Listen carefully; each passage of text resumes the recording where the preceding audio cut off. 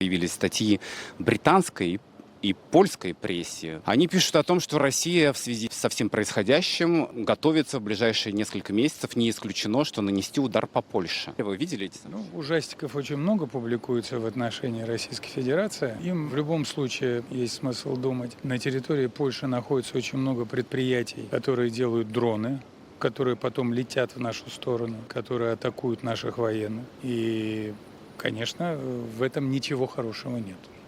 Нужно помнить им о том, что ситуацию могут довести вообще до любого развития. Слушайте, я бы не превращался в такого, знаете, предсказателя какого-то апокалипсиса. Но то, что это происходит на территории Польши, это вот просто чистая констатация. Вы помните публикацию нашего Министерства обороны, список предприятий с перечнем мест, где эти предприятия находятся, географических, по многим странам Европы. Сохраняем свою открытость к мирным переговорам. И для нас было бы предпочтительно достигнуть всех наших целей посредством мирных дипломатических переговоров. Надеемся, что Евросоюзу все-таки окончательно обрушить эти перспективы не удастся. И в этом плане мы надеемся на продолжение усилий по оказанию услуг доброй воли со стороны американских посредников. Уитков Кушнер написала западные СМИ, что они чуть ли не ежедневно на связи с Москвой. Это действительно так?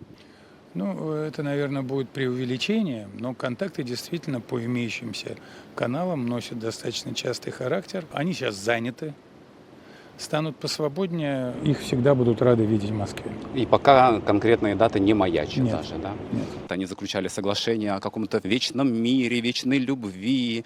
Как вам то, что происходит сейчас? В Киеве много людей, у которых есть хобби – кусать руку кормящего. Мы это помним хорошо на своем опыте. Вот сейчас поляки это увидели. Киевский режим прославляет пособников нацистов и нацистов, которые убивали поляков. Это ли не высочайший парадокс современной реальности в Европе? Они готовы были и дальше терпеть, но тут уже Киев перешел все грани разумного. Тут даже цинизм уже перестал помогать полякам. Продолжает переходить, ведь уже пантеон какой-то. Зашлись в своем поклонении нацистам. Which we're doing very well. There'll be a meeting on that tomorrow in Doha, and to go into Qatar. I think they've already left, or they're just about getting ready to leave. So we'll see how that goes. But we're doing very well on that front. But the meeting in Doha is going to be.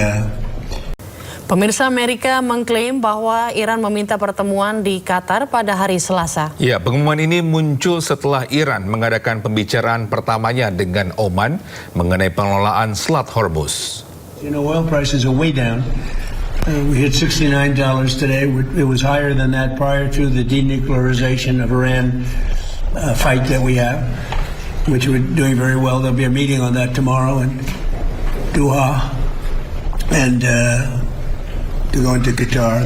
I think they've already left, or they're just about getting ready to leave. So we'll see how that goes. But we're doing very well on that front. But the meeting in Doha is going to be perhaps important, perhaps not. We're going to find out. But we're winning militarily. It's almost won militarily, I would say. And it's really very simple. It's the denuclearization of Iran. We don't want them to have a nuclear weapon, and they're not going to have a nuclear weapon. And they've agreed to that, in all fairness. Pemirsa, persiapan dilakukan untuk upacara pemakaman pemimpin tertinggi Iran Ali Khamenei. Ya, rencananya upacara akan diadakan di sejumlah kota dalam waktu beberapa hari.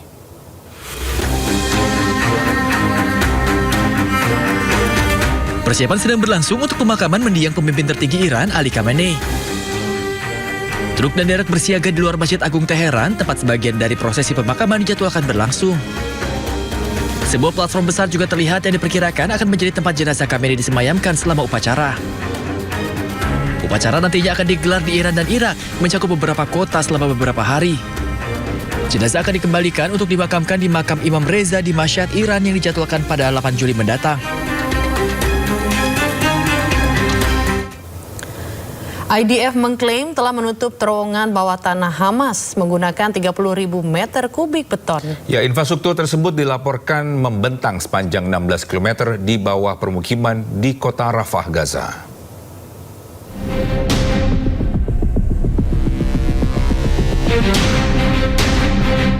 Pasukan militer Israel atau IDF mengklaim bahwa terowongan bawah tanah Hamas sepanjang 16 km telah ditutup oleh Zionis Israel. Infrastruktur tersebut dilaporkan membentang di bawah kawasan permukiman, termasuk masjid hingga sekolah di kota Rafah, Gaza. Dalam 3 bulan terakhir, pasukan Zionis Israel bekerja menutup lorong-lorong bawah tanah menggunakan lebih dari 30.000 meter kubik beton. Terowongan Hamas sedalam 25 meter tersebut mencakup sekitar 80 tempat tinggal dan berfungsi sebagai pusat komando dan logistik. Selain itu, IDF juga mengklaim bahwa jenazah Letnan Hadar Goldin, perwira pasukan IDF yang tewas di Gaza tahun 2014, ditemukan dalam terowongan tersebut. Pasukan Zionis Israel menyerang kamp pengungsi Kalandia di utara Yerusalem yang diduduki Israel. Ya, mereka melemparkan gas air mata dan mengusir paksa para pengungsi Israel.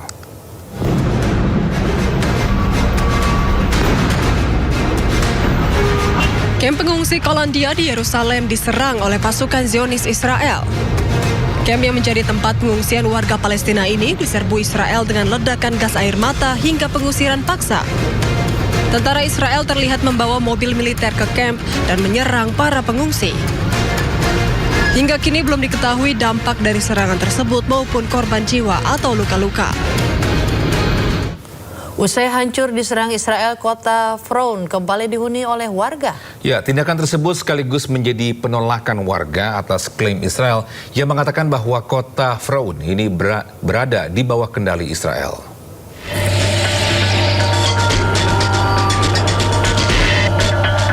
Konflik yang terjadi antara Israel dan Hizbullah yang berlangsung cukup lama menghancurkan sejumlah fasilitas dan permukiman di wilayah Lebanon Selatan, salah satunya kota Frown. Runtuhan bangunan nampak di sepanjang tepi jalan yang sepi usai gencatan senjata antara Israel dan Hizbullah beberapa waktu lalu. Meski begitu, sejumlah warga mulai berangsur kembali ke kota Frown untuk memperbaiki rumah-rumah yang hancur. Wali kota Frown, Hasan Bazi, mengatakan bahwa warga telah memperbaiki 40 hingga 50 rumah dan untuk warga yang tidak mampu merenovasi rumah akan tinggal sementara di setiap sekolah yang dijadikan pengungsian.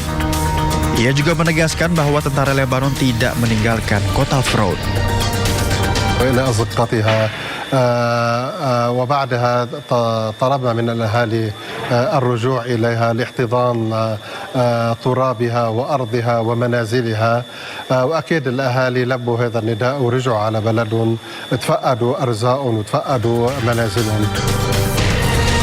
Sementara itu, Perdana Menteri Israel Benjamin Netanyahu menyatakan bahwa pasukan Israel akan menarik diri dari 2 zona, yakni desa Wezautar dan Frown.